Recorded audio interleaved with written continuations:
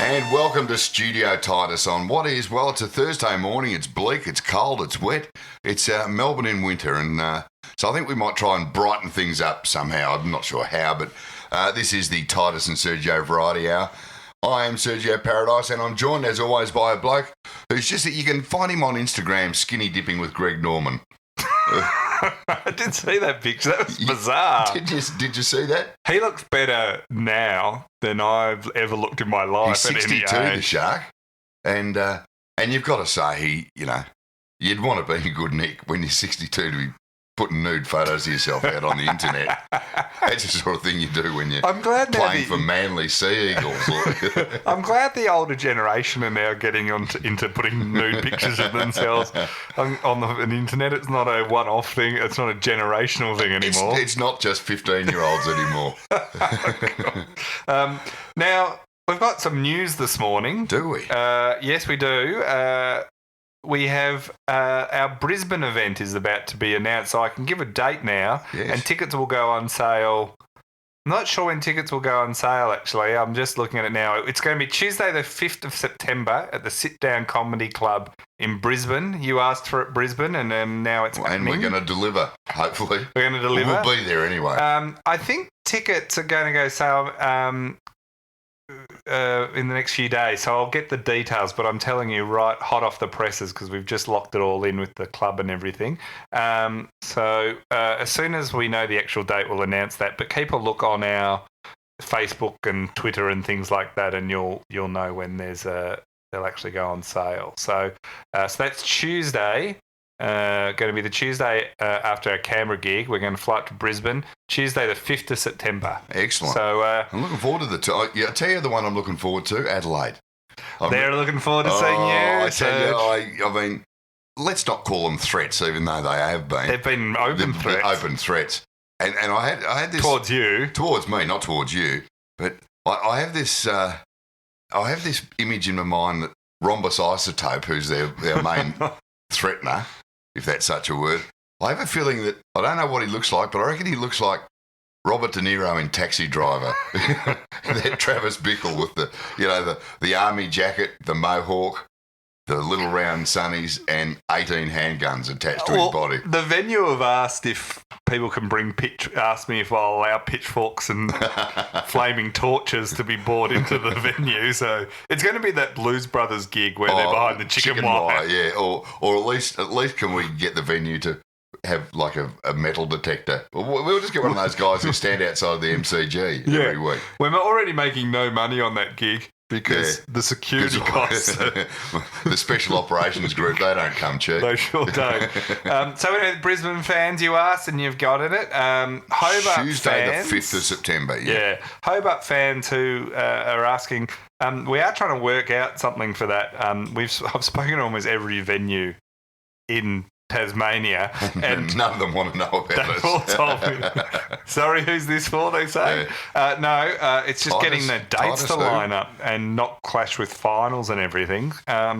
So we have not given up. It might be we have to go a bit later, or we have to just change the timing or something. But we are definitely still working on that. So it took a while for Brisbane, and we are going to try and get to Tassie. Well, we'd like to get to everyone. I have a few people ask about Darwin and everything. So I've never been to Darwin. I'd like to check Darwin. I've been to Darwin quite a bit, actually. Have you? Yeah. So I want to swim with the crocodiles. It's different. It's different, yes. But in a good way. I've had fun whenever I've been in Darwin.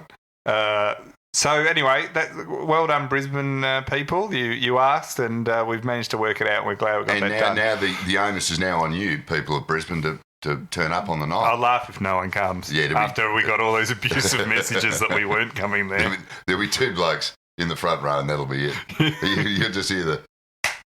Yeah, they thought it was a different gig. They accidentally bought tickets. When's the Fleetwood Mac band come on? The cover band. Actually, tickets to our shows, great tickets for an enemy. We don't care why people are buying them. Yeah, but they're good for an early Father's Day present, perhaps. Very early on Christmas. We should also thank our supporters for joining up. We really appreciate it. it helps us do this. You can go on to TitusO'Reilly.com under the support area there, tag, and you can become a supporter, and that helps us do this, and it helps us do other things that we're up to, like the shows and do all that sort of stuff. Stops us having to do any actual real work. Yeah, any genuine labour. So thank you to our growing army of supporters. Oh, the Titus army's like the... Oh, and Sergio. Oh, it's like the Magpie army. Oh, with come teeth. on. No need. So the rest of the tours all selling well.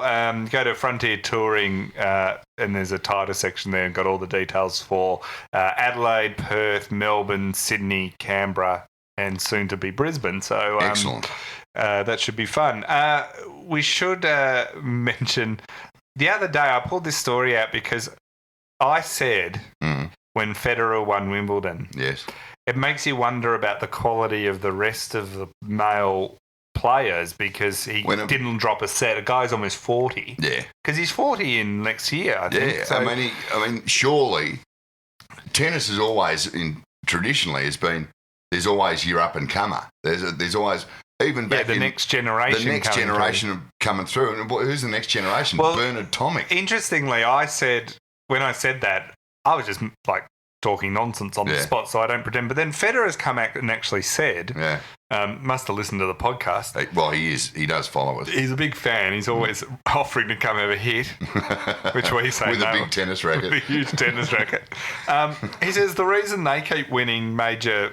he means him and Nadal especially keep winning all the major titles. He says the next generation have not stepped up. He's said every generation is different. Since my generation and Rafa's generation, the next one hasn't been strong enough to push us all out.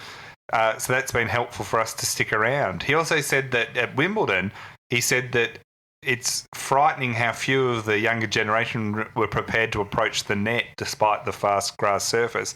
He said, I've played almost every player here and they wouldn't serve and volley. It's frightening to see this at this level. I look at the stats and go into whichever round it is and see that the guy I'm going to face is playing 2% serve and volley throughout the whole championships. I'm going, okay, I know he's not going to serve and volley, which is great. So he knows before, like Federer sort of almost, and then no wonder he didn't drop a set. And he says, then we were talking about grass. It was playing fast this week compared with the first week. I wish that we had seen more players taking chances up at the net because good things do happen there. You want to be there and have to spend some time up there to feel confident and good there. So he's basically saying they're just not doing the basics. But it's a bit of it's a fair serve for him. It's a fair whack coming from Roger, who is officially the nicest man in world sport. But he's right. What he's talking about, facts. He's pointing out facts, and one of the facts that he's alluding to here is that these younger tennis players, they're not being trained to play serve and volley tennis, even though Wimbledon, the biggest tournament in the world, is played on grass. You look back at Australia's good players. Leighton Hewitt won Wimbledon, serve and volley. Pat Rafter, he was runner-up there, serve and volley. You go back to Newcomb and these guys, it used to be the Australian style is play serve and volley. And now because we've moved away from grass. Well, exactly. The Australian Open used to be at Kooyong on grass.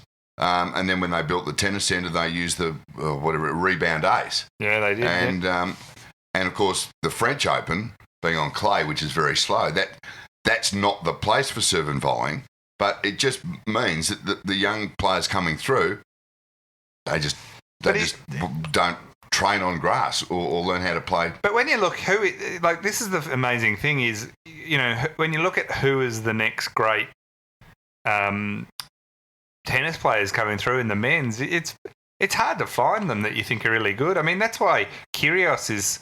If he got his act together, and actually practiced tennis in his... And who'd have thought you'd have to do that? What amazes me about Kyrgios is there would be people playing club tennis in Australia who'd work hard on him. I mean, it's like footy in the old days. Like Sam Kekovich used to hate training, and he would not train. He would turn up and he'd stick around. When he was playing for North, he'd chat to Ron Barassi and he'd have a couple of shots of goal, but he wouldn't do the running. But he got away with it because he was so talented. He was just better, yeah. He just had this enormous ability.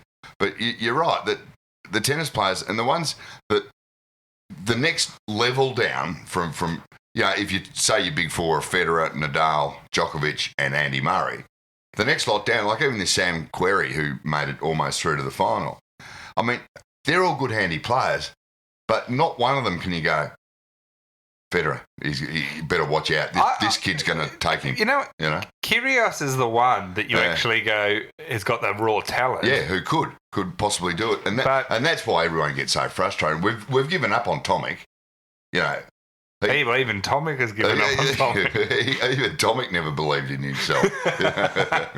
Yeah, I do like there's sort of this arrogance with Kyrgios. Tomic has got a sort of arrogance, but also is quite openly dismissive of the whole thing, Now we talked earlier in the year about Boris Becker. Oh yeah, your old friend. Oh, my old mate Boris. Yeah. There's a bit this week about how he went broke. Yeah, he's look. I've got to say, it came out a bit more detail. We knew he'd gone. It was announced bankrupt in a London court. Well, Boris Boom Boom Becker, he was known as I think he first won Wimbledon when he was 17. He won it back to back 17 and 18. Yeah, and he was the next big thing. Now, just to tie it into the last story, there isn't a Boris Boom Boom Becker coming through the ranks at the moment who's going to come from nowhere, it appears, to win Wimbledon. I don't know. I could see Tomic being bankrupt in future years. Follow him in that way. Boom, boom, burn it. Yeah. But yeah, old Boris, he's had a pretty checkered journey, you'd have to say, since he gave up the game. Well, it says here he lost a chunk of his $167 million fortune through poor investments in Nigerian oil.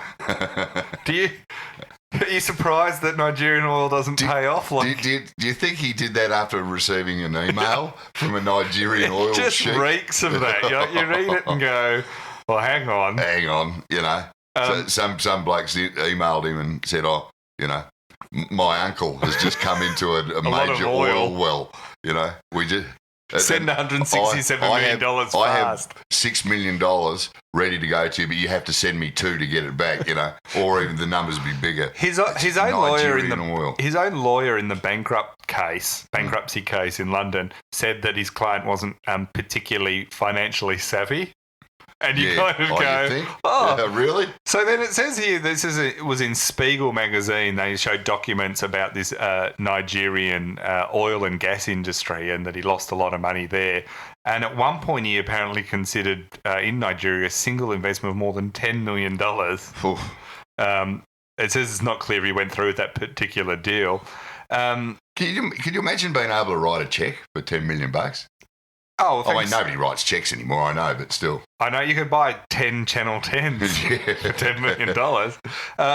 It says that, to give you an idea, this is his sort of history. So he made a huge amount of money on the tennis circuit, and through sponsorship, because he was this sort of engaging, glamorous young bloke for quite a while on the tour. And he was a big, good-looking guy. I remember seeing him in Chapel Street once, years ago when he was at his peak. He was in there. He was in a shop and he bought a leather jacket. And I'd never seen him up close. Obviously, seen him on TV. I didn't realise how big and athletic he was. He was, 6'3" and had magnificent big shoulders. That's how people went to Chapel Street back in the 90s. When you could buy a leather jacket there instead of just stealing one. But he was a genuine superstar in his day. Yeah. There's no question. So it says here that, give you an idea, he's had tax problems. He's had failed business ventures all throughout his career. Yeah. And then he also has had divorce settlements that have been a big part of his financial woes. He was nicknamed early in his career Bonking Boris. What would you prefer, Bonking Boris or Boom Boom Boris? There's sort of variations on a theme. Imagine that your nickname was Bonking Boris. I like that. In the early 1990s, he looked like he'd settled down. He had a model wife. Well, they all have model wives. Barbara Feltus. And they made headlines by posing nude together for a magazine. Don't think I've ever seen those photos. It's a bit like Warwick and Joanne Kappa. That's right. Yeah. You and I are going to do it for the next tour poster. With Greg Norman. How to not sell tickets. God, that would stop everyone. Oh, yeah. Oh, even I wouldn't go. Oh, I wouldn't even show up to our own show if I saw that. pasty-faced, hairy bastards. Hey, any excuse to get you and I naked. Yeah.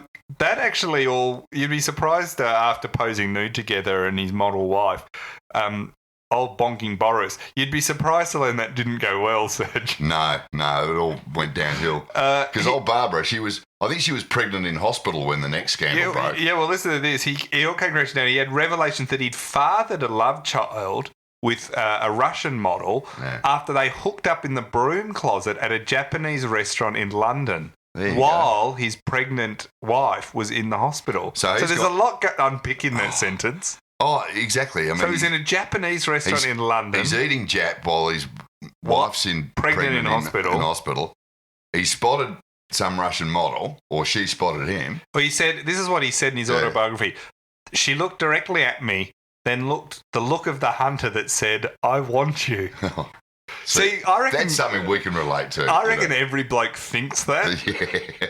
But with Boom Bonking Boris, it actually was true. He was actually able to. Every bloke thinks if a girl looks at him for more than 5 minutes or 5 seconds, he thinks, "Oh, I'm in here." Yeah, I'm a chance. He doesn't realise that it's because he had something on his face. I mean, the only time that's ever vaguely near is like 4 a.m. in a nightclub when you're the last you're the last bloke there, standing. and she's the last chick, you know.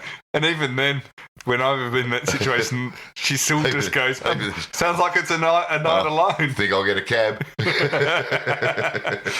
So anyway, while he's doing this, he said, then she walked past again. This is the Russia model, walking past the bar, and again this look of "I want you."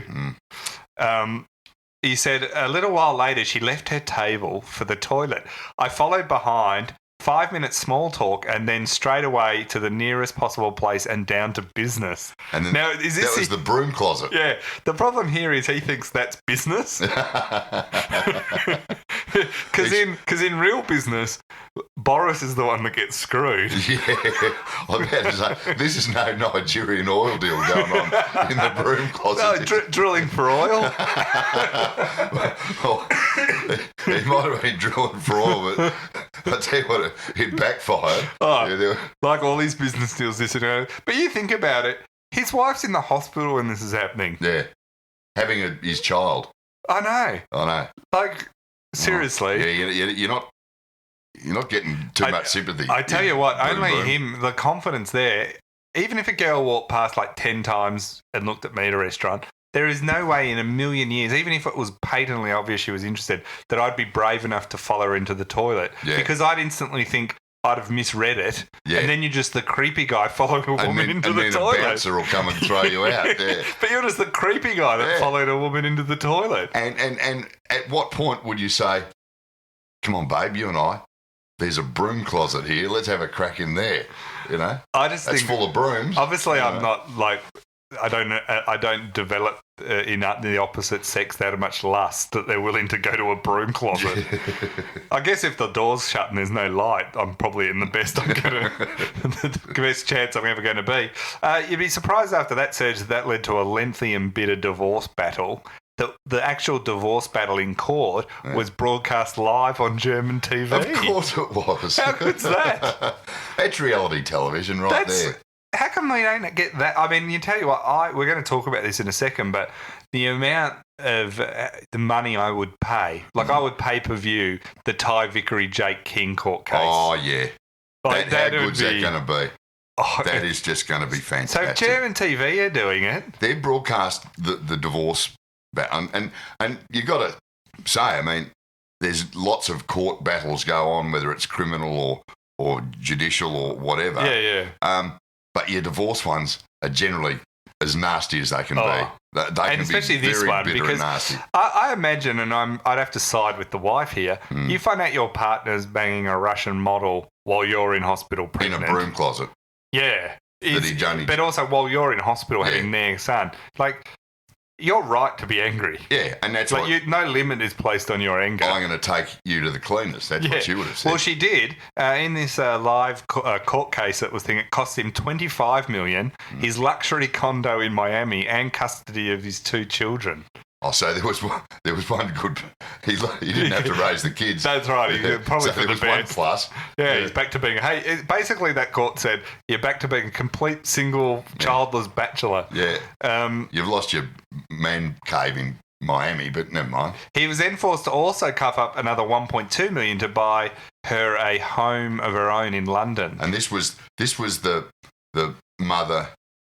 This is Feltus. Oh, right. This is not the mother of the one in the broom closet. Oh, no, yes, you're right. It was the mother in the broom closet, the Russian model. So we need a whiteboard here. Yeah, 1.2 mil wouldn't go far in London. Well, this real is back in the early 90s. Oh, okay. You could probably buy like 10 million now. Probably buy a flat in Mayfair.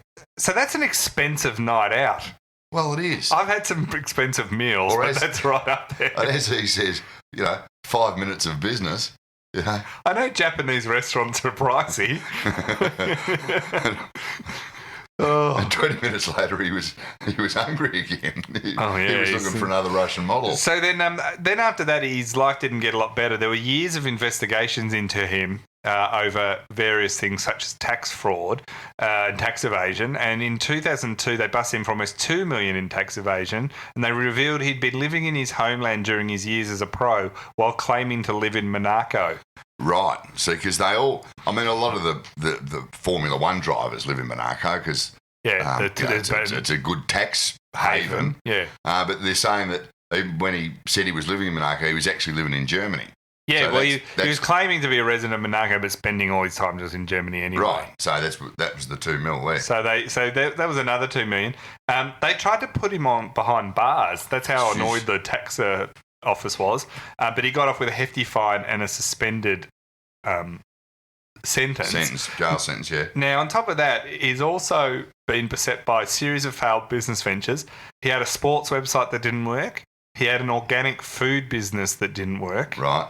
And then he had a planned 19-story high-rise in Dubai called the Boris Becker Business Tower, whose backers went bust in 2011. You'd reckon, knowing Boris's business history, that a Boris Becker Business Tower is probably not the greatest idea. The business tower. It's got a Japanese restaurant down the bottom. And instead of a fountain, it's got a Nigerian oil well in the lobby. And instead of tables, they're just broom closets. So the Boris Becker Business Tower, his backers went bust in 2011. In 2012, he then fell behind on debts he owed to contractors to work on his luxury villa in Mallorca, Spain, and a judge repossessed the property that he bought, which was back in the 1990s he bought it, but then because of the debts and stuff. It's a sprawling 62-acre complex with a guest house, pool, tennis and basketball courts, and an orange grove. And I feel an orange venture coming on. So that's where we're doing too badly if he bought this joint in Spain. But this is in 1990s he'd bought it. Yeah. But he's now lost that because he was declared bankrupt. He was declared bankrupt. This is the most recent ones where... and so now he's been declared bankrupt as well. And so he's lived a life, though. I've got to tell you, it hasn't all worked out for him. But, yeah, it's got to be a good movie in that. Oh, yeah. Oh, what a cracking movie that would be. Don't you think, though, I've got this theory. And you just call it Boom Boom. Bonking Boris. Bonking Boris. Bonking Boris. It writes itself. Hugh Grant could play him. Hugh Grant. Who's a good redhead that could play? You kind of need a redhead one. What's that? An athletic redhead. Brendan Gleeson's son. He could play him. I'm trying to think of who could play him. The thing I think about this, it's common in sports and it's common in life, is it seems if you're made ridiculously good at one thing, that you almost invariably can't be good at something else. It's where actually Greg Norman's kind of interesting because his home life's been a wreck. Yeah. He's had a few issues in the area of love, but his businesses and his sport have both been very good. Exactly. So that's the exception that always proves the rule. Like, it seems like the more these people are good at one thing, they're almost invariably hopeless in love life. It's two or things. Stability at home. Yeah, it's either love life / stability at home or handling their money. Yeah. I mean, look at Tiger Woods. Stability at home, no good. No good. No good. Still no good. In fact, we'll never be any good. And not that good at not that good on the course at the moment. No, he's struggling there. But you're dead right, and it's generally these sporting prodigies who are hopeless. Well, there's plenty in the footy world too. Yeah. But they get. I reckon it is they get, especially like in individual sports like tennis and golf and what have you, that they have to sort of do it all themselves, and they're surrounded by yes men. Yeah. And enablers, and they're always up to listen to the latest clown with the new business opportunity. Do you think also like the Boris Becker business tower in Dubai? You don't need to be Einstein to work out. No red flags there at all.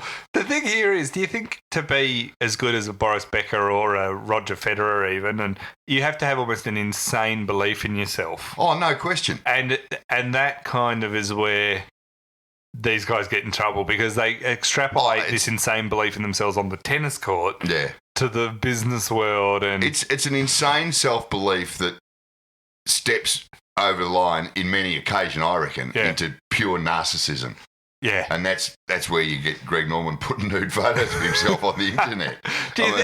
Boris's other big problem is he seemed to just really enjoy bonking. He did, and posing nude and broom closets, the whole shebang. Not being appealing to people generally has meant a whole area of my life has never been a dumpster fire. No. Because I just never get in those issues. So if you're Boris and getting people throwing themselves at you, that's a complication that he obviously didn't have the willpower to resist. No. But when your wife's in the hospital... Yeah, when your wife's in hospital pregnant, giving birth... that's kind of a bit beyond the... Oh, well, I was going to say, when's a better time to have a great... she isn't going to come home and catch you that night. See, when you look at these things, there's a logic. There is always an upside. Now, we talked the other day about Eddie Maguire came back from overseas as angry as you can get. London, I think, ready to just tee off, kick a few people's heads off on Fox Footy on the weekend. Everyone copped a clip. Then Robbo, and this continues this whole... Triple M, Herald Sun, Collingwood, Fox Footy fights that we've been having recently about over Robbo and Barrett and everything, but Eddie's sort of being at Triple M. Robbo wrote if Bucks has to leave, so does Eddie. Yeah. Where I can see the argument of that in some ways in that, where's Eddie's accountability for engineering a disastrous coaching the last transition? 6 years has been downhill. Now, the thing here, though, is Eddie, of course, then came out and just was furious about this. And that's the one thing you can rely on with Ed. He will come out swinging at the slightest provocation. Do you think he ever chills out? Oh, I don't think he chilled out in London too much. No, but this is the thing with Eddie that I'm always surprised about, right? Regardless of whether I'm completely opposed to what he's saying and think it's ridiculous and he's wrong, or I completely agree with him on some issues and think he's spot on there, it's always done with this, anger that he's just he's just ready to go. Like he's street fight ready at all times. It's kind of a well, you can take the boy out of Broady, But he left Broady a long time ago. That is true. He left Broady. I remember helping him move out of his house in Broady. the Eddie Maguire Meditation Centre.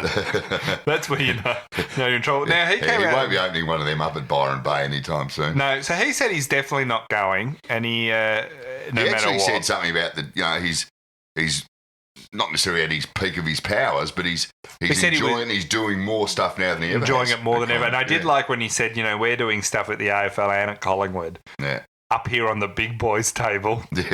And he had a whack at the people on Twitter. Did he? Yeah. He said, unlike the people on Twitter that don't know what's going on. And I'm like, well, they're just really people. Just because they're on Twitter doesn't make... I don't think it's on Twitter.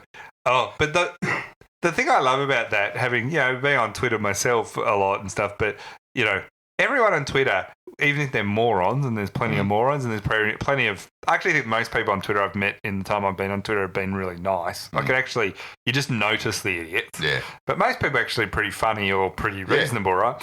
But people act like, because it's on Twitter, it's weird. And you're like, no, they're still just people. This is what people have always been saying. You just couldn't see it before. Yeah. Somebody invented this app where you can, communicate across the with precinct. people So all he around the had a world. whack at everyone. Yeah. But the bottom line was he said he wasn't leaving, regardless of what happened to Bucks, although he's still defending Bucks to the hilt too. Taylor Adams came out and said that if Collingwood don't sign Buckley, If they don't re-sign him. don't re-sign him, and he's the vice captain there, he said it was a no-brainer to re-sign him, and that if they didn't, could set them back. It could set them back years by not signing Buckley. He's become the spokesperson for the playing group, Taylor Adams, lately. It's a bit He won't weird. shut up. Pendlebury has been conspicuously quiet on all this, and he's the captain. Yeah, he said that in the 6 years Buckley's been there, he's gelled a lineup of assistants and improved his ability to delegate responsibility, and that now you're sort of set up to reap the rewards of that work. This has sort of always been the thing about Buckley is in his whole time there, and I'm not it's all Buck's fault. I think the list management, the turnover of footy, and even the moving from Malthouse when they moved, it was all been. So it's been failure has many authors rather than what people tend to, rather than it being an orphan. Just one, yeah. So there's always been this thing of it's the promise of Buckley has kept him there. That it's all just about the hard work's been done, and that's all fine if he had inherited a basket case of a club. For example, it's like if you look at Paul Roos with Melbourne, he did inherit a basket case. Yeah. Spent 3 years and walked away, and everyone's going, see, he did change the place. It's on the way He did up. leave it a better place than when he started. Yeah. That's the argument, is that has Bucks left, well, he hasn't left Collingwood, but is it in better shape than when he took over? And you'd have to say by results, no. But I agree with you in that it's not all roads lead to Bucks for this failure at Collingwood. No, absolutely not. But the thing here, though, is what Taylor's exhibiting is the sunk cost fallacy, which is we've invested all this time and money into something.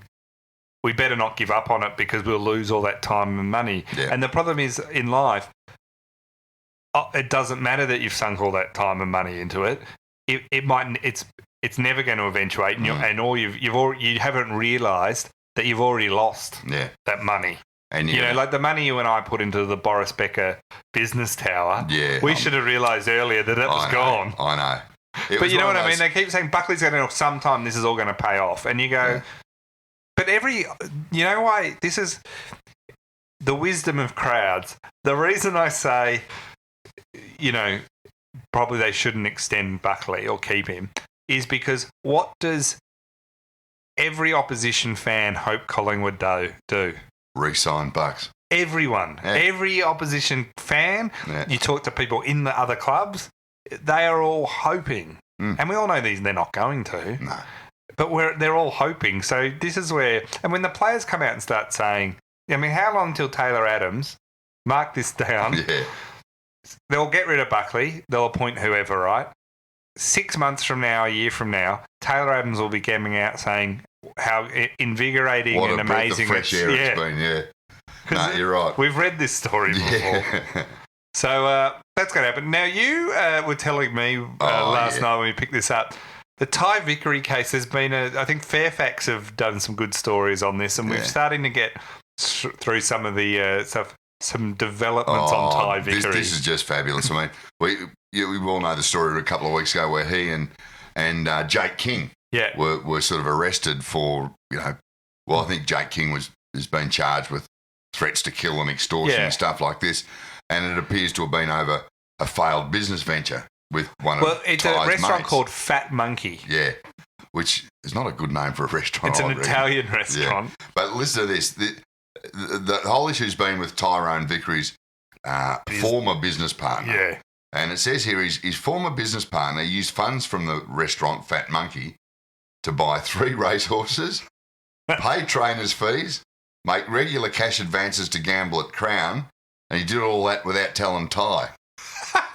But see, you and I have said this for a long time. Investing in horses and bets at the races. It's a license to print money. This is smart business now. It's not like he put it into the Boris Becker business tower. He bought 3 racehorses.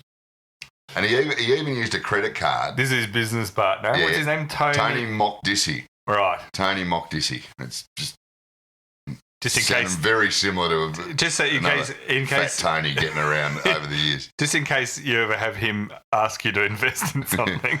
Tony Mockdissy. He even used a credit card linked to the restaurant to buy Louis Vuitton wallets as wedding presents. Forget this, Ty Vickery and his new wife, the tennis player Arena Rodionova. So he's ripping off the restaurant. He's ripping off Ty, but buying presents for Ty with the embezzled money. So it sounds this like, is the alleged. It sounds let's like say allegedly. Allegedly, Tony Mockdissy. He's had his hand in the till, and he's buying restaurants with it. So I tell you what, they must have turned over some cash at Fat Monkey. Well, it sounds like they weren't though. That's the problem. Yeah. Because he was. Do you think the funny thing about that is the Vickeries, or after they got married, going through the gifts, and they would have been going, "Gee, Tony's been generous." Yeah, Louis Vuitton wallets, and young Ty Vickery, he only discovered that he in fact owned racehorses when a manager came across messages from angry racehorse trainers chasing down the fees to have them trained. You know what? You never want to find it. You never want to find out you own racehorses. This is something you should know in advance. Not that you didn't know about. But also, you never find out you own racehorses and someone goes, "Oh, I found out you actually own a racehorse." And you go, "Who is in the..." "Oh, Mackay Deeper." Yeah. You're an instant millionaire. Yeah. It's always like some racehorse that... No, it says he owned a stake in two mares, one called Bounty Bell and one called Streak On, along with an unnamed yearling bought for $5,000 from bloodstock agents William Inglis and Sons. So this is his business partner has gone and bought with the restaurant's money racehorses. A couple of mares and an untried yearling for $5,000. Now, I don't know, $5,000 for an untrained yearling. You're not looking. It's not Magic Millions kind of stuff, is it? It seems like there's a few issues just between you and I, not knowing the intricacies of this. That there were a few issues with their oversight of the business. If his business partner was just, able to do all this. But it gets even better. Oh, Mr. Mockdissy, allegedly, he provided an associate. See, these guys, they always have associates. Yeah. Anyone that's got an associate, unless you're in law. Yeah. An associate's never good, you know. He gave him Ty Vickery's banking details and also gave him instructions on how to forge his signature. And get this is a text message that obtained by Fairfax. He said, "Joey, the race is on Saturday. I need those papers lodged today, mate.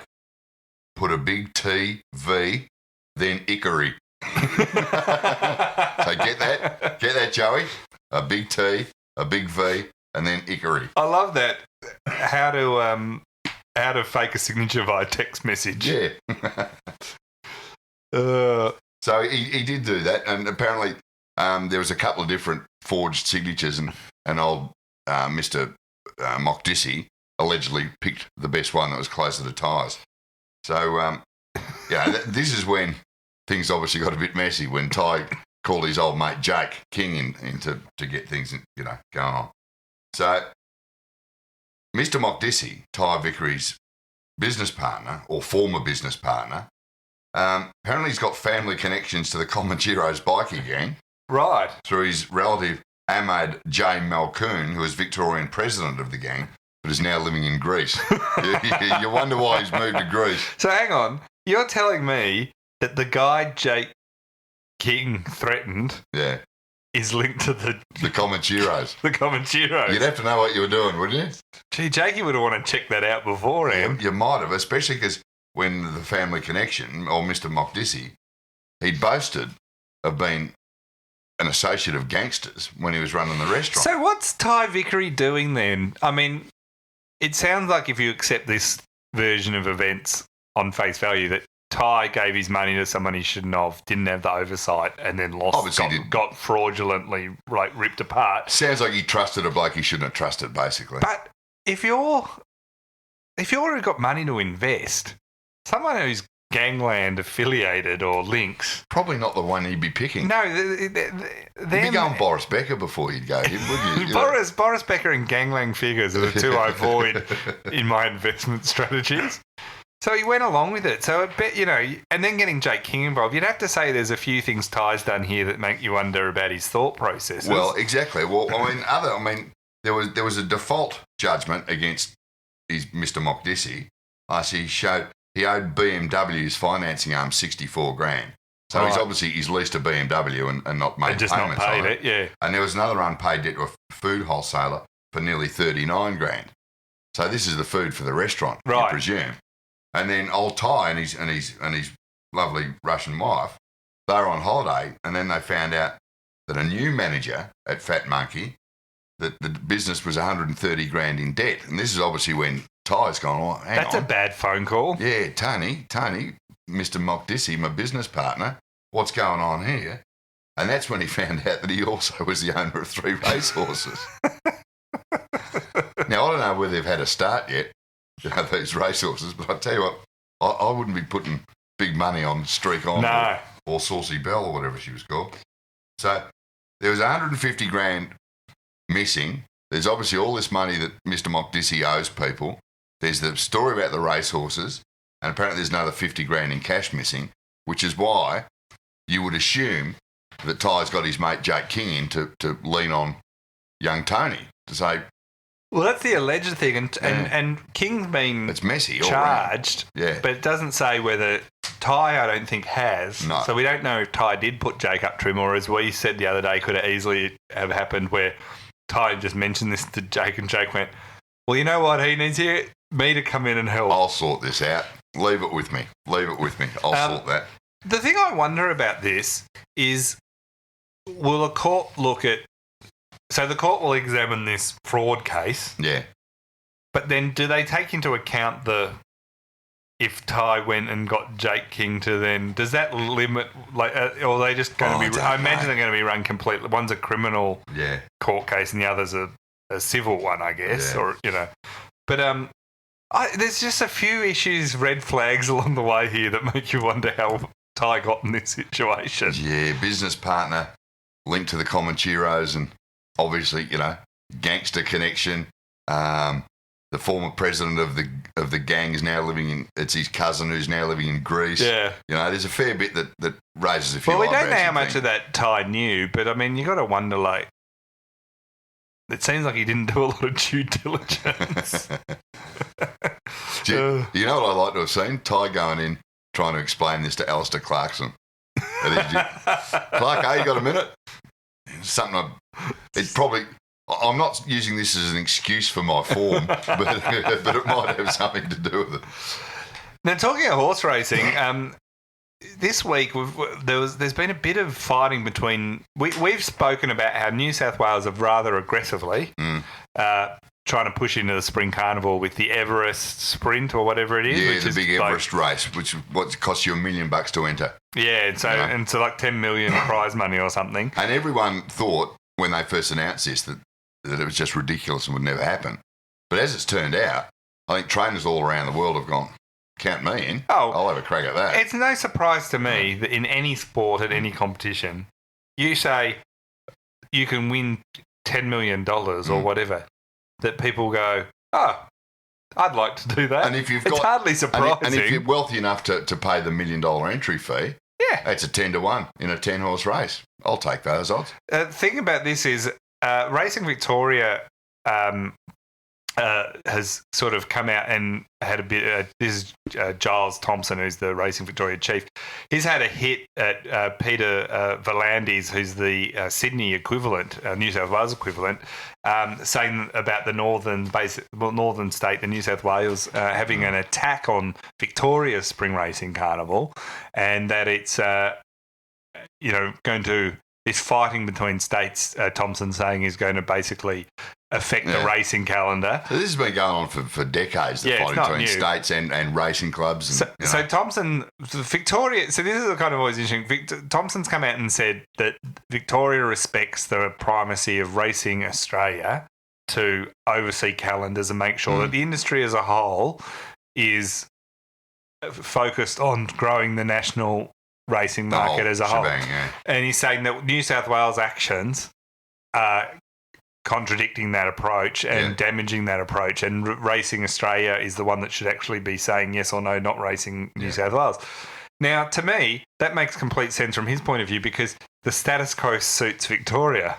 Well, of course it does, because the Spring Carnival has traditionally been the biggest and the best. Yeah, so of course he's going to be all for let's keep it the status quo the way it is. Like, you know, so he's got a bit of a vested interest there. Yeah, and I think he was a bit surprised too that the whole Everest thing actually got off the ground. Yeah. They've also announced, as well as the Everest race, they've also announced a series of weight for age races that they also want to get up in New South Wales. Now, my thing here is Victoria just need to... I mean, Victoria have the races and the infrastructure, right? Mm. They just maybe need to not be so... They just need to put up their prize money a little bit. That's the problem. They just probably don't want to. You know, this is the problem. It becomes that race to the bottom. And they're a bit worried about the weight for age thing in Sydney because, I mean, the Cox Plate is the big weight for age race in Australia. And I think if Sydney start having high prize money weight for age races, that will dilute the appeal of the Cox Plate. And, you know, the better horses may not run in the Cox Plate. But that's just the competition. But that's just business. So Valandy's at New South Wales. He's saying that the Racing Australia is purely a body to oversee, you know, administration and rules and things like that, not race programs. So he's saying, well, you know, it's not up to them. They're here to make sure we're all racing on similar standards, that things like jockeys are accredited this way, trainers are accredited this way. Stewards and you know, rules are that's right. followed. Like they're all, they know, and we're trying to keep all the racehorses off ice. Yeah. I mean, they haven't been all that successful on that. So he's saying that he's fighting back a bit on that and saying, well, that's all. Now, he's also said that if Racing Australia and the other race things are all saying, well, this is not, New South Wales can't do this, and he's saying that he'd look very closely at the Trade Practices Act and the Trade Practices Commission, get them involved in saying this is sort of restraint of trade. Oh, so as soon as you bring them into... It's always good to get a government agency involved. A government agency mixed in with racehorses and trainers and owners and colourful New South Wales identities. I think that's it. Maybe Tony Mockdissi could... Maybe that was Ty Vickery's whole plan, was to enter these three horses in the Everest. Wouldn't it make more sense that you go, right, like, from an Australian point of view, wouldn't it be great if you had what you've currently got in Melbourne for that week? I know there are other races, but for that rough week and some of the others leading up to it, and then you just on the week straight after that it moves to Sydney, it's like, and it's just as big because you've got people would come out for a couple of weeks. You'd have Melburnians go up there. I mean, maybe some would say it's too much racing, but I say there's no such thing. No. Too much racing, too many horses, too much gambling. There's you can never have too much gambling. Never have too much gambling. Anyway, I can see why there needs to be some level of coordination because otherwise you do get into a stage where every state's just trying to outbid and they end up spending so much money that the industry is bankrupt. But some healthy competition isn't a bad thing. Like for the Spring Carnival down in Melbourne not to get stale, it's got to be thinking of ways to stay relevant. And if it has to put up some of the prize money if the Melbourne Cup and the Cox Plate and that can't, they've got the existing infrastructure. They're sort of the incumbent. They've got the power of incumbency here. Well, they've got, Flemington, which they're rebuilding, and Moonee Valley. They're the two big tracks. Yeah, but they've also, everyone expects like Cup Day, Oaks. They're all built into people's psyche as Derby things Day, to do. The whole thing, and then the Cox Plate, the Caulfield Cup. You know, one thing that's gone a bit quiet. What's that? And you and I talked about this earlier in the year when they announced it. Remember they were talking about running sprints across the Sydney Harbour Bridge using a special layer on the track. They've gone quiet on that, that's suddenly gone from being like, this is definitely happening to nothing. They're just fighting. I'll tell you, that was the thing we did want to see, especially when there's some great the jockeys having to stop and pay the toll. There's some great things in sport that get announced and then just quietly get dropped. Remember Shane Warne at the start of the year did the big, he was going to be interviewed by Mark Nichols around Australia doing a speaking tour, the live show of Shane Warne telling it how it is. And then about a month later it just quietly got announced that we're cancelling the tour because it clashes with a book coming out that we hadn't really planned for. And you're like, yeah, that's why. Yeah, righto. That's why. Yeah, tickets. It's a bit like this like street racing, horse racing circuit, which is like across the. We were all for it until we pointed out they said no way. Well, it's like Daniel Ricciardo wants to, before the Australian Grand Prix next year, he wants to get him and a few of the other drivers in the Formula One cars doing burnouts in Swanson Street to promote it. Yeah, right. And everyone goes, well, that'll be, something to see. Excuse me.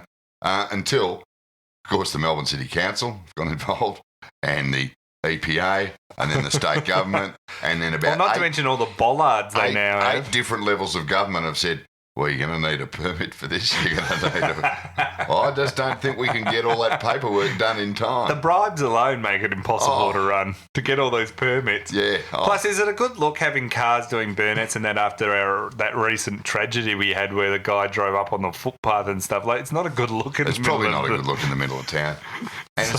And especially, and they're saying it will encourage hoons. Now, I don't see how a guy doing wheelies and smoke in a Formula One, how could that encourage hooning? The fact is, the Monday after the Grand Prix is the most dangerous day, I reckon, to go driving because every idiot on the road suddenly is like thinks he could drive at 300 kilometres an hour. So that's all happening in the racing. So that'll be interesting. I do like a bit of.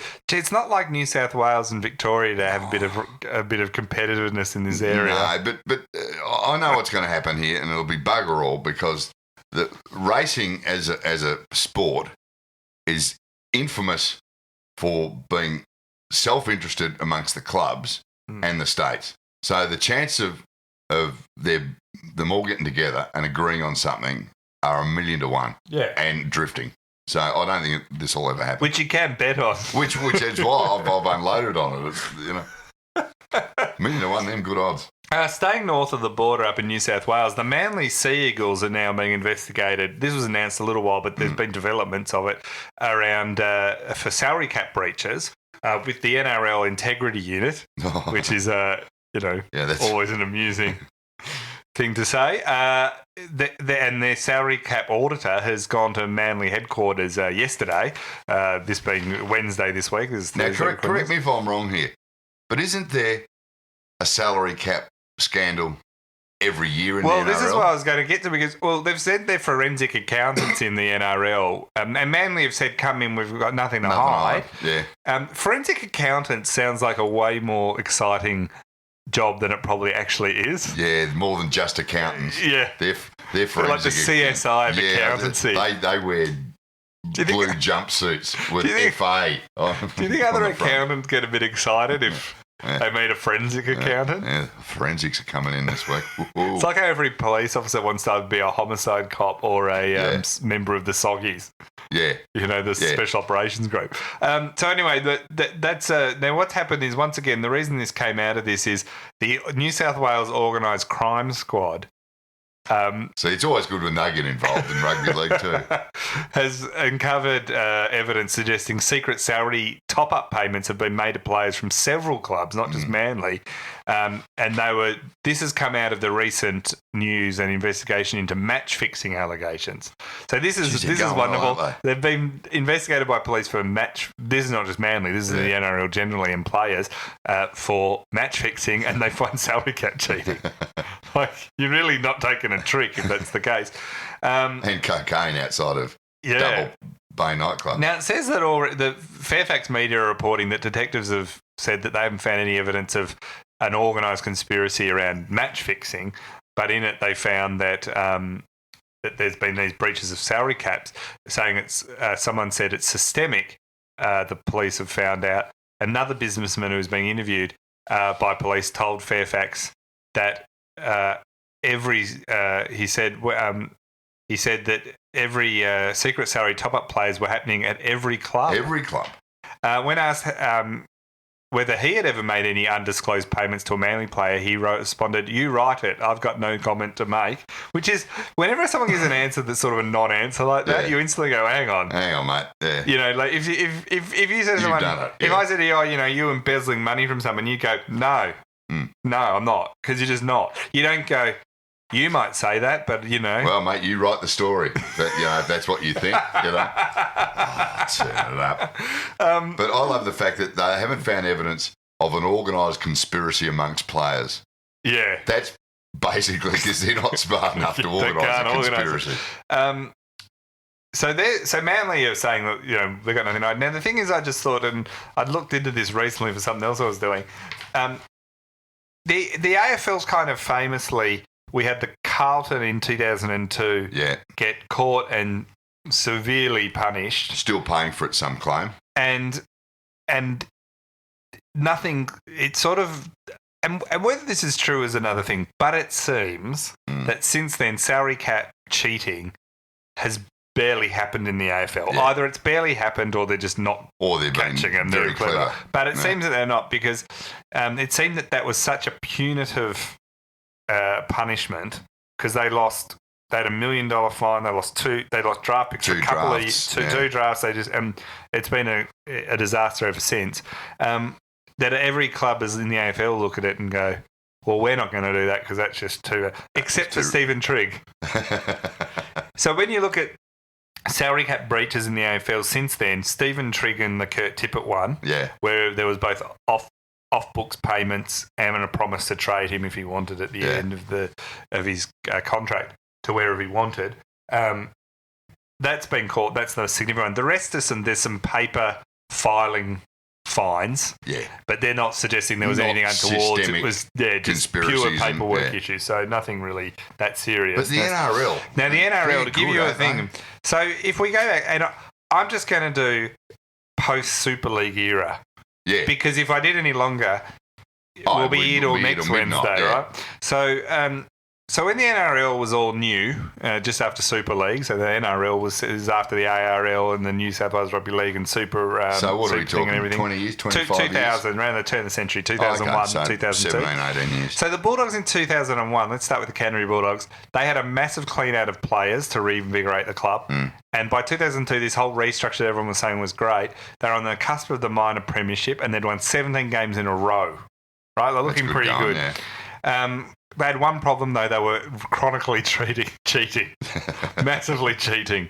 On their salary cap. Yeah, and even worse than cheating, Serge, they'd been caught. Yes.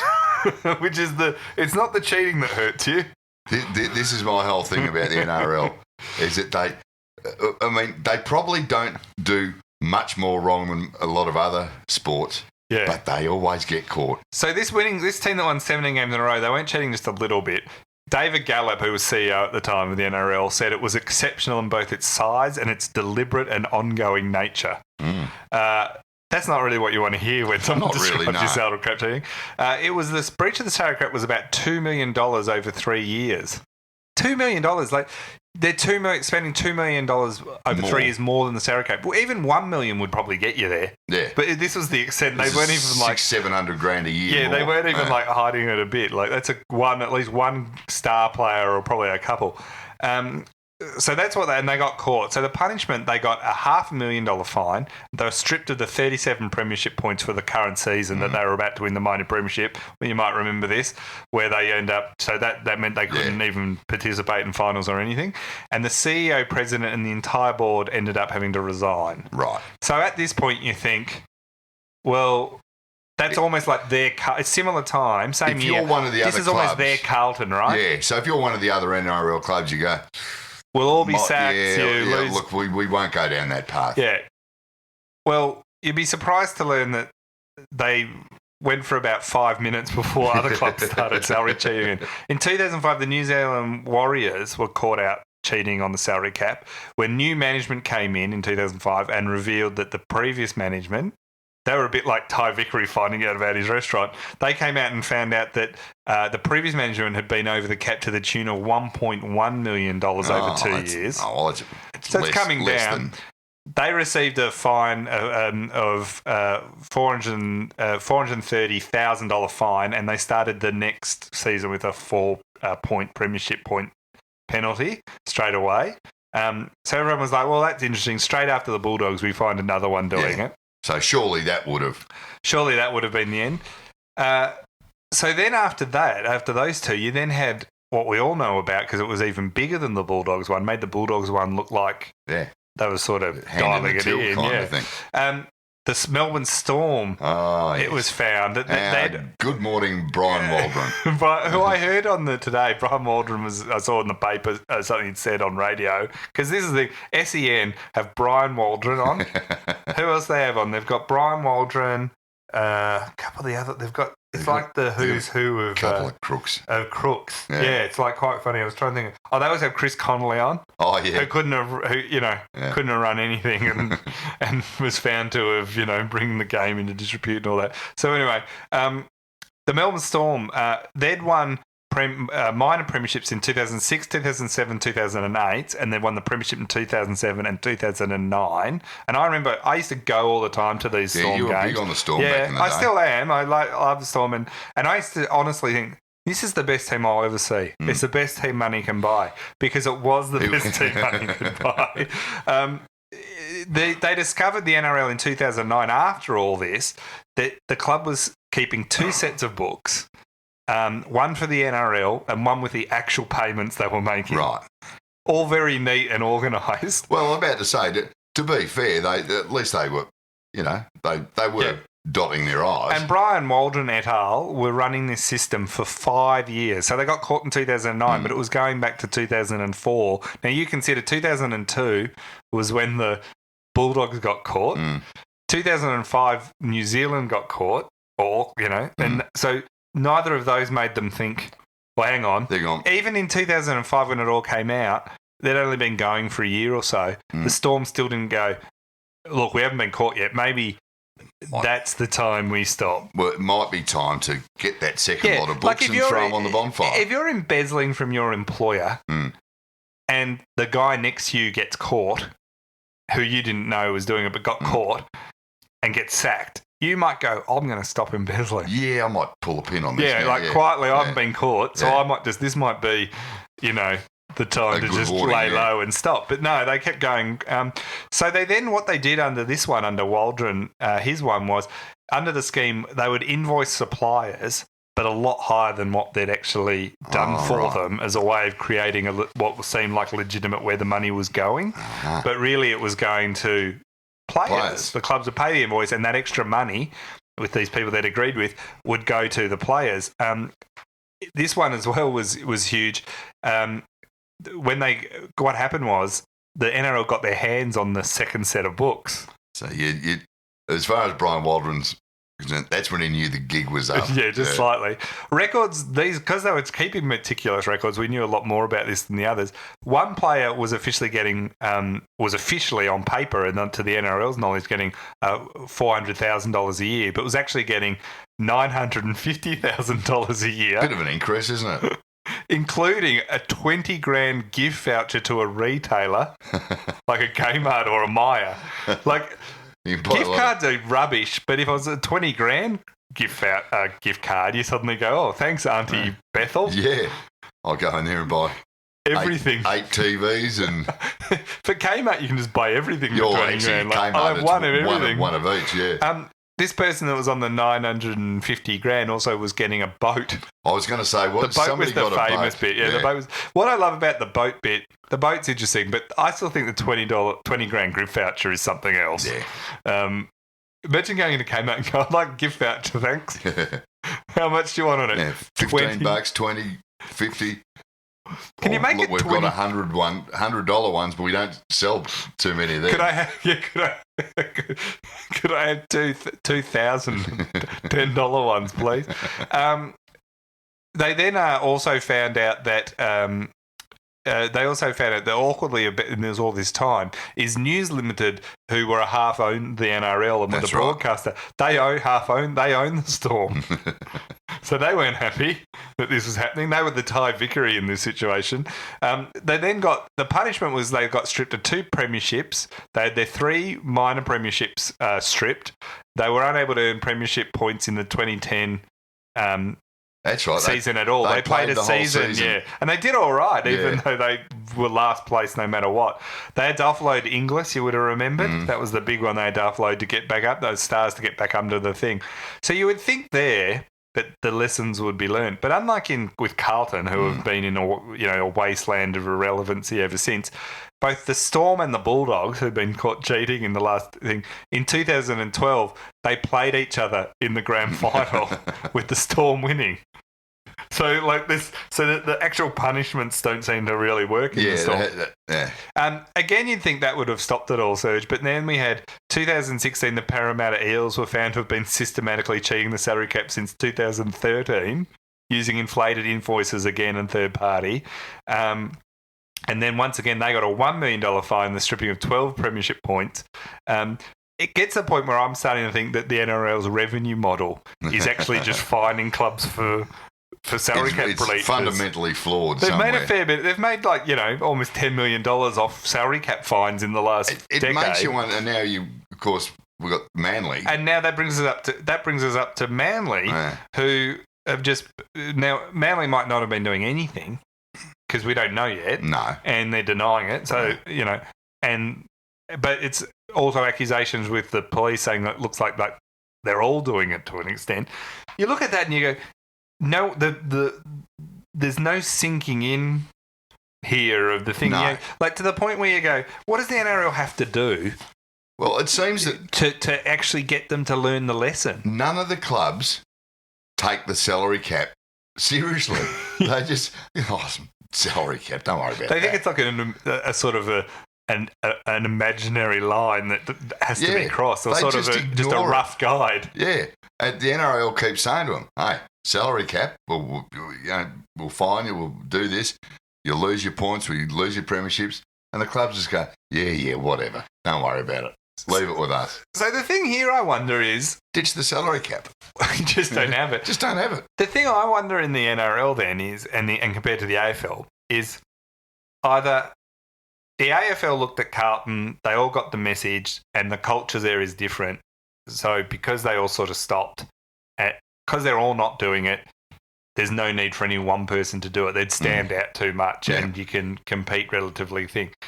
In the NRL is the culture that because everyone's doing it, you can't not do it, even if you're just to keep up. Keep up, you have to do it. And therefore, they've just always taken the risk because they seem to systematically come in and set up these systems to do it. All of them, it seems that, not all of them, but with alarming regularity. Let's say the Manly one's not true.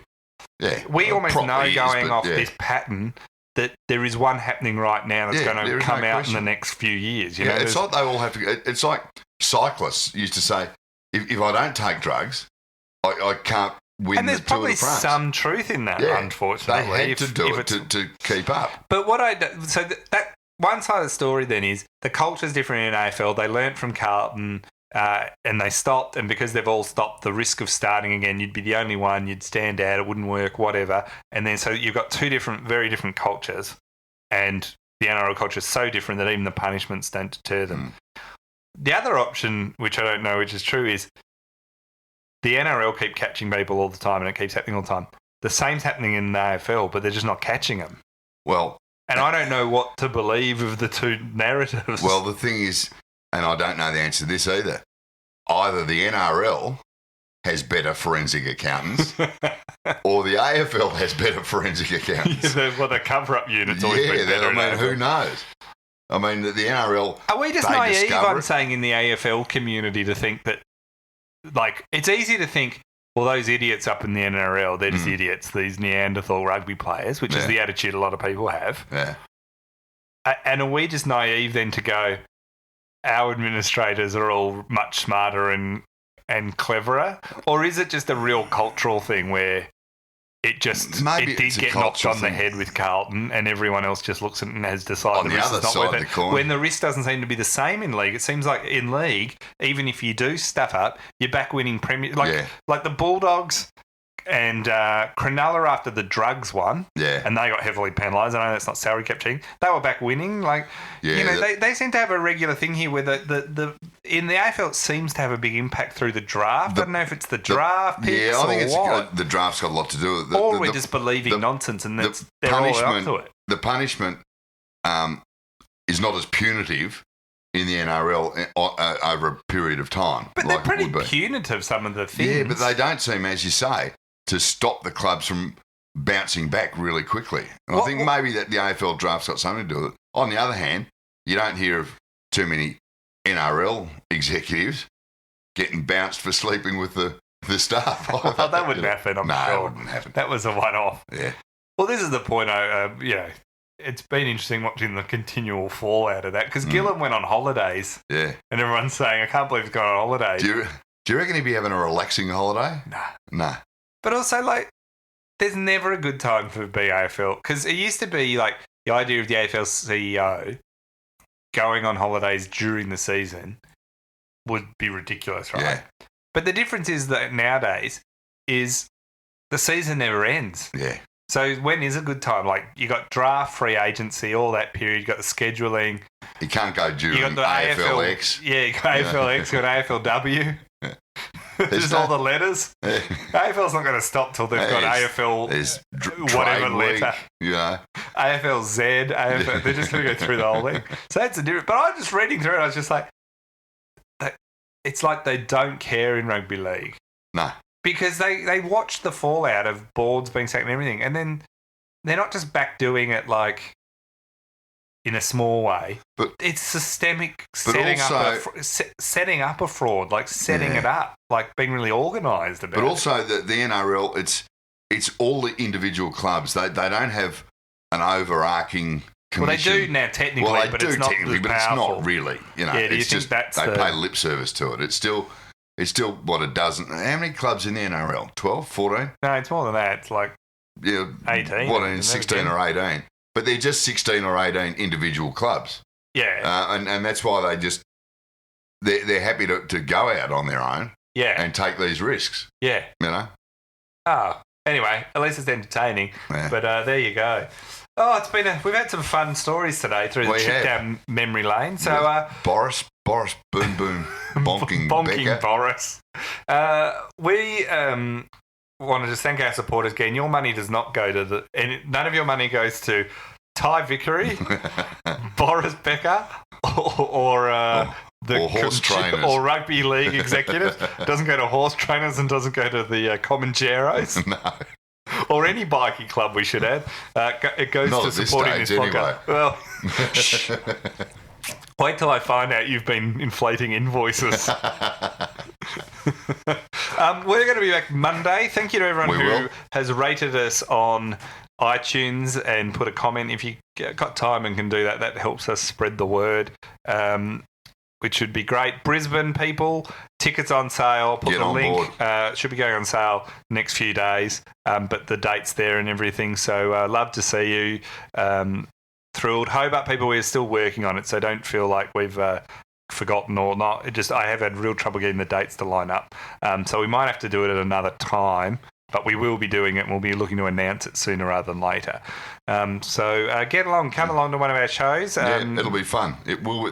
These live shows will be fun. They were fun last year, so we're hoping these ones will be a belter. They'll be good. And we will see you on Monday.